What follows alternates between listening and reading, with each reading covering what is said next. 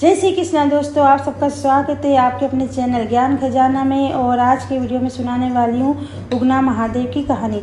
महाकवि विद्यापति भोलेनाथ के बहुत बड़े भक्त थे।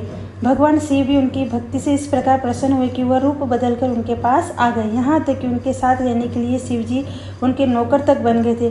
उनके घर पर काम करने के लिए शिव जी ने अपना नाम उगना बताया था। हालांकि विद्यापति ने उन्हें काम देने से इनकार कर दिया क्योंकि उनकी आर्थिक दृष्टि अच्छी नहीं थी। इस पर शिव जी ने कहा कि उन्हें पैसा नहीं देना पड़ेगा, बल्कि 2 वक्त भोजन देने से ही काम चल जाएगा। आखिरकार कवि विद्यापति उन्हें घर पर रखने के लिए तैयार हो गए। एक दिन विद्यापति राजा के दरबार में जा रहे थे। तेज गर्मी और चिलचिलाती धूप में उनका गला सूखने लगा।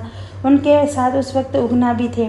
विद्यापति ने उगना से पानी लाने के लिए कहा। आदेश पाकर शिव जी कुछ दूरी पर गए और अपनी जटा खोलकर 1 लोटा गंगाजल भरकर लाए। विद्यापति ने जैसे ही पानी पिया, उन्हें पता लग गया कि यह गंगाजल है। इस पर वह काफी सोचते रहे कि आखिर यहाँ वन में गंगाजल कहाँ से मिला। कुछ देर बाद उन्हें संदेह हुआ कि कहीं उगना भगवान शिव तो नहीं है। यह विचार आते ही वह उगना के चरण पकड़ लिए।